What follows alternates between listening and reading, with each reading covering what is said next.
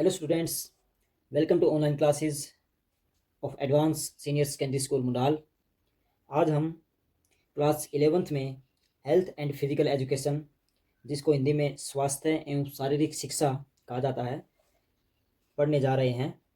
सबसे पहला आपका प्रीफेस्ट है, ये है फिजिकल एजुकेशन।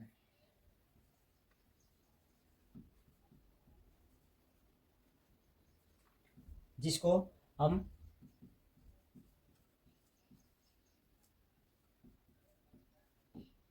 शारीरिक शिक्षा भी कहते हैं। तो बच्चों, ये शारीरिक शिक्षा नाम से ही परिचित है। शरीर के बारे में शिक्षा, जो ज्ञान शरीर से संबंधित है उसी को हम शारीरिक शिक्षा कहते हैं।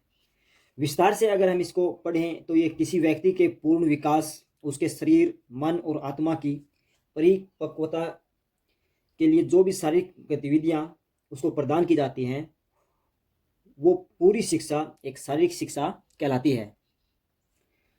शारीरिक शिक्षा हमारी जो शिक्षा प्रणाली है उसी का एक महत्वपूर्ण पार्ट है।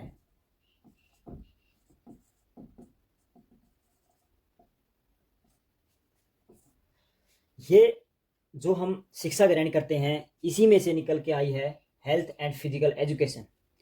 इसमें हम शरीर के बारे में पढ़ते हैं, शरीर कैसे विकसित होता है, इसको स्वस्थ रखने के लिए क्या क्या किया जाता है ताकि यह बीमारियों से बचा रहे और सही ढंग से कार्य कर सके। तो बाकी जो शिक्षा हम ग्रहण करते हैं, मैथ है, आपकी इंग्लिश है, हिंदी है, साइंस है, सोशल साइंस है, और भी बहुत सारे सब्जेक्ट हम पढ़ते हैं, मगर उन सब में सबसे important subject health and physical education है। शरीर अगर हमारा सही है, हमें शरीर को सही रखने का ढंग पता है, तभी हम कोई दूसरे कार्य करने में सफल हो पाते हैं। अगर हमें शरीर को स्वच्छ रखने का, शरीर को बीमारियों से दूर रखने का, ये नॉर्मल बातें हमें पता नहीं होंगी तो हम कोई भी कार्य अच्छे से सही नहीं कर पाएंगे। खान पान के बदलते परिवेश में और हमारी व्यायाम के प्रति जागरूकता कम होती जा रही है, इसी के मद्देनज़र रखते हुए आज हेल्थ एंड फिजिकल एजुकेशन बहुत ही ज़रूरी सब्जेक्ट हो गया है। इसको हम बिल्कुल ही हल्के में लेते हैं, जो हमारा दुर्भाग्य भी है, क्योंकि आजकल के बच्चे इसको केवल अपने मार्क्स बढ़ाने के लिए प्रयोग करते हैं, इसको अन्यथा में लेते हैं।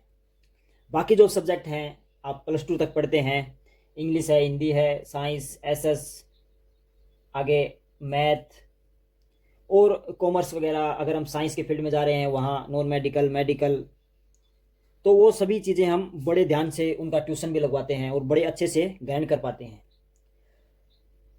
मगर हेल्थ एंड फिजिकल एजुकेशन जो एक बहुत ही इम्पोर्टेंट टॉपिक है, हम उसको छोड़ देते हैं या हम उसकी तरफ बिल्कुल भी ध्यान नहीं देते। ये अच्छी बात नहीं है, क्योंकि शरीर ही न रहा सही तो और सब्जेक्ट पढ़कर हम करेंगे भी क्या। तो सबसे पहले हमको अपने शरीर पर फोकस रखना चाहिए। मैं ये नहीं कह रहा कि हमें दूसरे सब्जेक्टों को पढ़ना कम कर देना चाहिए या उनको छोड़ देना चाहिए। मैं आपका ध्यान इसी तरफ प्रेरित करना चाहता हूँ कि उनके साथ साथ हमें फिजिकल एजुकेशन को भी अहमियत देनी चाहिए। हम जितना समय दूसरे सब्जेक्ट को देते हैं उतना ना सही तो कम से कम उन सब्जेक्ट से आधा समय हम इसको भी दें। अगर हम इसको उन दूसरे सब्जेक्टों के मुकाबले आधा समय भी देंगे तो हम इस सब्जेक्ट में ज्ञान तो प्राप्त करेंगे ही, और ये हमारी परसेंटेज को भी बढ़ाने में बहुत ही महत्वपूर्ण भूमिका निभाएगा। तो आओ बच्चों, इसको हम पहले लेसन जो हमारा शारीरिक शिक्षा नाम है इसको हम पढ़ना शुरू करते हैं। तो जो पहला लेसन है ये शारीरिक शिक्षा से संबंधित है। इसमें हम शारीरिक शिक्षा के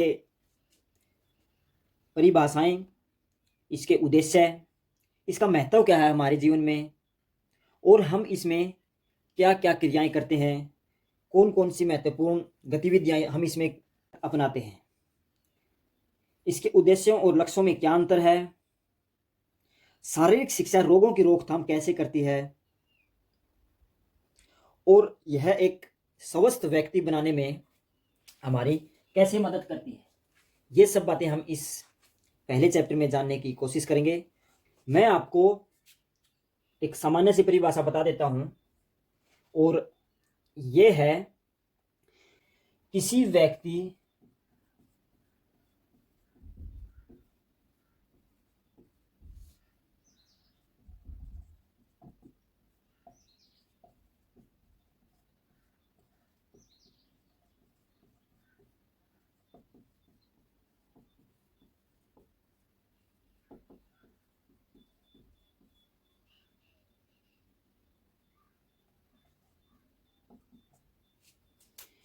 किसी व्यक्ति के संपूर्ण विकास के लिए जो शिक्षा आवश्यक है वही एक शारीरिक शिक्षा की परिभाषा है।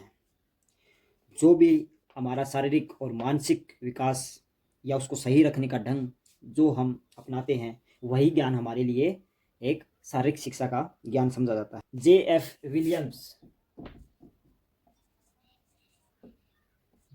विलियम्स की परिभाषा है। इन्होंने बताया है, शारीरिक शिक्षा मानव की शारीरिक गतिविधियों का एक सामूहिक रूप है जिसे विशेष दशा में अपनाकर किसी फल की प्राप्ति के लिए संचालित किया जाता है। मानव की शरीर की जो भी गतिविधियां हैं उनको सही ढंग से अपनाकर एक समूह के रूप में हम उनसे काम लेते हैं और उनसे कोई फल प्राप्ति के लिए संचालित करते हैं। एक दूसरे विद्वान हैं A.C. बक। इन्होंने भी बोला है, शारीरिक शिक्षा सामान्य शिक्षा से संबंधित है, जो हम पहले ही पढ़ चुके हैं, जिसके अनुसार मांसपेशियों से संबंधित क्रियाकलापों के माध्यम से दी जाने वाली शिक्षा समग्र बच्चे की शिक्षा होती है। इसका चयन और चालन इस प्रकार से किया जाता है कि बच्चे की शारीरिक, मानसिक, भावनात्मक और नैतिक विकास पर अच्छा प्रभाव पड़े। तो सिंपल अर्थों में जो हमारी शारीरिक शिक्षा है वह बच्चे के या किसी व्यक्ति के संपूर्ण विकास से संबंधित है। इसमें हम उसका शारीरिक, मानसिक, भावनात्मक, संवेगात्मक व और सामाजिक विकास करने की ओर आगे बढ़ते हैं। तो बच्चों, मैं आपसे आशा करता हूं कि आप ये पढ़ेंगे और इसको याद रखने की भी पूरी पूरी कोशिश करेंगे। कोई सब्जेक्ट आप ले लो, अगर आप उसको अच्छे से ध्यान से मन लगाकर नहीं पढ़ेंगे तो वह कितना भी आसान क्यों न हो, वह भी आपके लिए बहुत ही कठिन बन जाएगा। तो हमारा फिजिकल एजुकेशन जो सब्जेक्ट है वो दूसरों के मुकाबले इतना कठिन नहीं समझा जाता, मगर मेरी आपको यह सलाह है कि आप इसको अन्यथा में न लें। कम से कम आप आधा घंटा दिन में अपना जो सब्जेक्ट है फिजिकल एजुकेशन, इसके प्रति दें। इसमें आपको काफ़ी रोचक रोचक जानकारियाँ मिलेंगी जो आप दिनचर्या जो आपकी है प्रतिदिन की, उसमें सहायता ज़रूर मिलेगी। तो ये आपकी फिजिकल एजुकेशन आज हमने 11th क्लास स्टार्ट किया है। तो ऐसे ही पढ़ेंगे जब तक आप घर पर हैं। स्कूल में आने के बाद हम और अच्छे ढंग से इसको पढ़ना जारी रखेंगे। तो आज केवल परिभाषा तक ही हम सीमित हैं। कल इसको जो पहला लेसन हमारा शारीरिक शिक्षा आगे बढ़ाएंगे। तो आप तब तक इस वीडियो को अच्छे से देखें और समझें।